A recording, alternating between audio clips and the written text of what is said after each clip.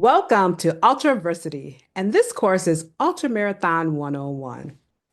I decided to create this course as a fellow ultra runner and as someone who's an ultra nerd. I wanted, with all the stuff going on in the world, I wanted to create a safe space for us to talk about ultra stuff. You know what I mean? To get our minds off of all the other stuff that really can really cause us a lot of anxiety and stress. And so I created this space and just wanted to geek out on ultras. So I hope that's why you're here. And I look forward to sharing with you, all the things that I've learned on this almost nearly 10-year journey of doing ultras. Now you're probably wondering, who are you, lady? I'm Charlotte Young Bowens, the founder of Conscious Gear and the innovator of VestaPak, the world's first hydration vest designed by and for us taller, curvier, and bigger bodies. I'll tell you my story. I'll be short. What happened to me is that I had a health scare. I realized in that moment, because I had never really been physically active, nor had I been in any sports, that I really needed to take better care of myself. And so I did what most people did. I went to the gym, and on that very first day, I could go for 2 minutes at 2 miles per hour. That just was my level of fitness, y'all. I call it what it is. And what ended up happening is that by the grace of God, I kept putting one foot in front of the other. And would you guys believe it? In less than a year and a half, it's about 16 months, I was crossing the finish line of my first 50-mile ultra marathon. Woo! Mm-mm-mm. But that's when the ultra bug bit me. And I became consumed with ultras and all things ultras. And so, okay, now before we start, I want to do a couple of housekeeping things. This is a 9-week course. It's free, you know. I'll post lessons every Monday, Wednesday, and Friday on social media platforms, Facebook, Instagram, YouTube, TikTok, and X. Oh yeah, and to save some time, instead of me going over the syllabus, I'm going to invite you to watch the previous video where I break down what the content of the course is going to be. It's true, the lessons will be posted on social media platforms, but if you don't catch them, and for those of you that want a little further nerding out on ultras, you can also join our community at school.com/ultramarathon 101, where you will find the syllabus, all video playbacks, homework assignments, and the opportunity to socialize with other course mates. Also, every Sunday, I will be holding office hours where I will answer any questions and talk about, again, all things ultra. And for those of you that are true ultra warriors, if you pass my final exam, you will win an embroidered patch and be eligible to win a whole bunch of other prizes, one of which is going to be a VestaPak because Conscious Gear is the sponsor of today's lesson. Now let's dive in. What is an ultra marathon? I say it's like imagine pushing your body and your mind beyond anything you ever thought was possible, running further than you've ever run before. Now that's the essence of the ultra marathon. Yeah. People always ask me, well, what is an ultra marathon, Charlotte? An ultra marathon is any running event that is longer than your traditional marathon. Understanding that the marathon is 26.2 miles. So anything longer than that is considered ultra. So let's say, for example, your community organizes a race and it's 27 miles. Guess what, y'all? That's an ultra marathon. Um, but however, in the ultra world, there are what we call traditional range distances ranges. So for example, like the first one is 50K and that one is 31.1 miles. And then there's the next level up would be a 50 miler, which is 80.5K, which is probably so difficult to say. That's why they say 50 mile. And then the next one is 100K, which is 62.2 miles. Now, a lot of you probably have heard like Century Run, Century Cycle, century events where people have gone 100K. They're going 62.2 miles. So that's what that is. And then also you can go 100 miles. But don't get it twisted. 100 miles is not is just the beginning to ultra marathons, okay? Now let's talk about the types of ultra marathons. The first one is road rage. No, I mean road races. I don't know if you really get road rage when you're running. Anyways, the first category is road races. Those are typically on streets, pavement. They can be on dirt roads. It's usually flat. You're not in the woods. It's pretty, open space. They're typically easy and they're called road races for a reason because you're on the road. The next category is trail runs, where they take you through breathtaking wilderness. You'll go up mountains, you'll do switchbacks along waterfalls, you'll summit mountains and be able to look out all over the world like you're God or something. So trails are pretty cool. Also, those terrains are generally technical, dealing with a lot of dirt and roots and rocks and poop, animal poop. So trail runs, they're a different kind of flavor. And then also there's track events where you could people have these events on the tracks where you just run around until, you know, you just run around until you can't stop anymore. And then you figure out how long you've gone. That also kind of coincides with this next category, which is time-based races, where you run as far as you can, like for a set amount of time. So let's say you think you want to run a marathon, you might want to do a timed event, right? And see how far you can get in 6 hours. And if you can get, to your 26 miles easily within six hours, then you can go run a marathon. Or for some of us, overachievers who want to run these longer races, a lot of times we will go do a time race to see if we can actually finish our ultra in the time allotted. So, and then I also like to talk about staged races where, like, for instance, it could be super long distance, like 200 miles, but maybe you do 70 miles one day, and the next day you do 30 miles, and next day you do 50 miles. Staged just means that it's staged. You run the distance during that day, take as much time as you want, and then you go to sleep at night. And then the next day you get up and you do it again. And then at the end of the race, they kind of collect everybody's time and then they figure out who the winners are. And then also there's relay races, which I think is a really good thing to do if you're like really want to test the waters. That way you don't have to run the entire ultra event. You could only run part of it. Also just give you practice, builds up confidence. Again, you're gonna build some camaraderie in the ultra community. So, doing a relay race may be a good place to start. All right, guys. So now that we talked about the types of races, the different distances, I got some homework for you. I want you to go to ultrasignup.com or one of the other race sign up sites that I've indicated on this slide.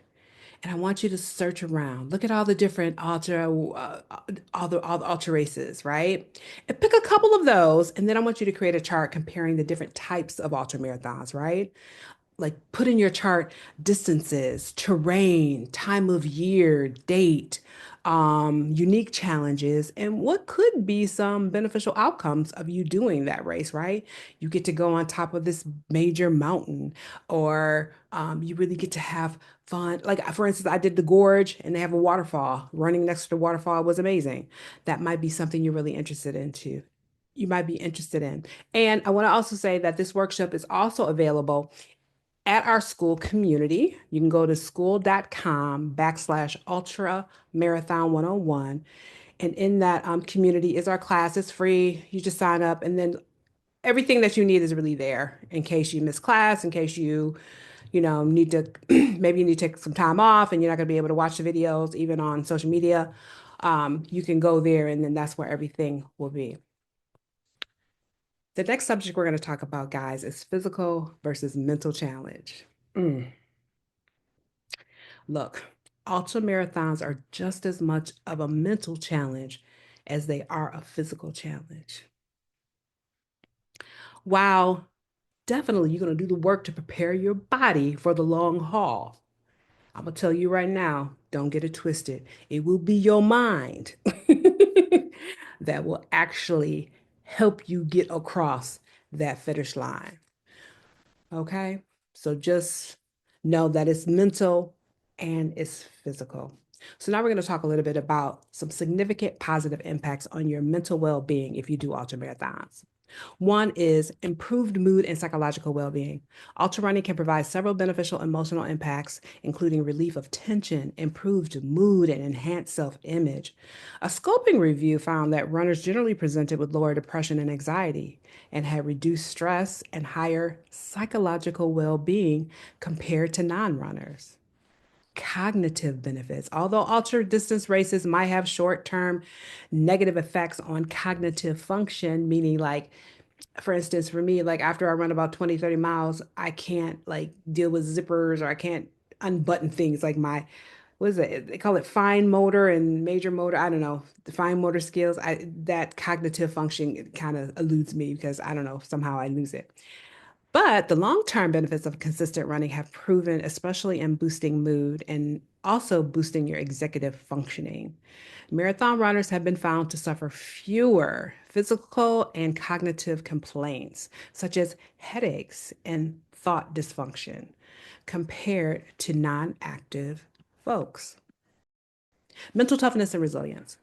Ultra marathons can help develop mental toughness, which is crucial for overcoming physical and psychological distress.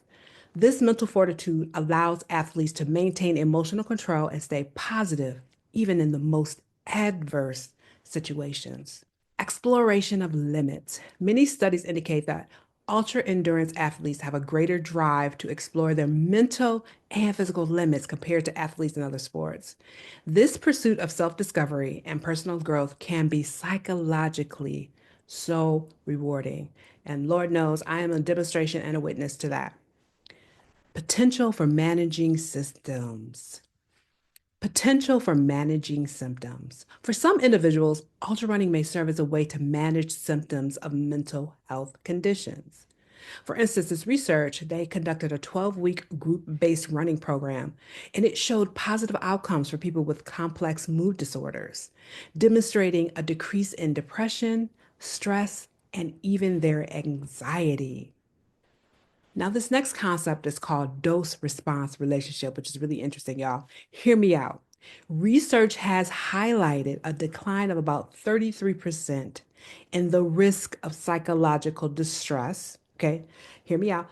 Decline of the psychological distress in groups involved in sports that exercise or practice at least 4 times a week.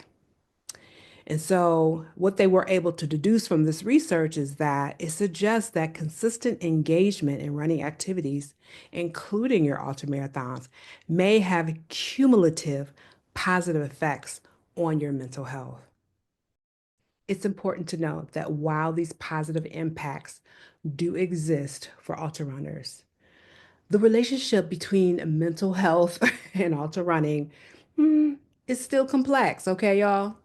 So much so, I want to talk about this research.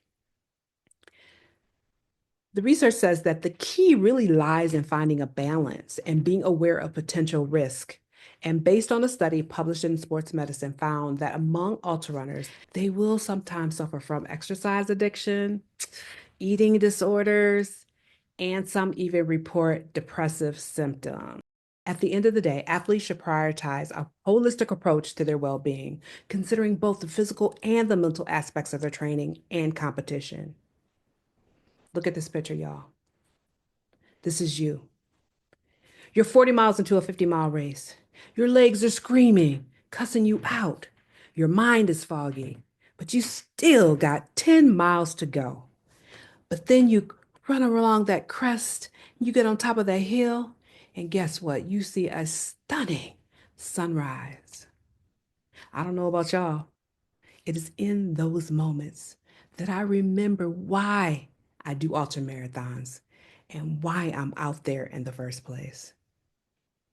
See, ultra running isn't just about covering distances, it's about discovery. You're going to learn things about yourself that you never knew. You'll forge deep connections with fellow runners, and you'll experience nature in ways, well, that you've never imagined. Now, I have a couple questions for you.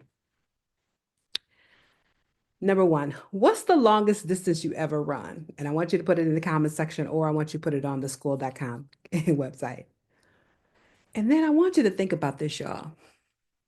How do you feel about the ideal of running even further? Now I think about I've done 100 mile. I've done 100 miles. How do I really feel about running even more than 100 miles?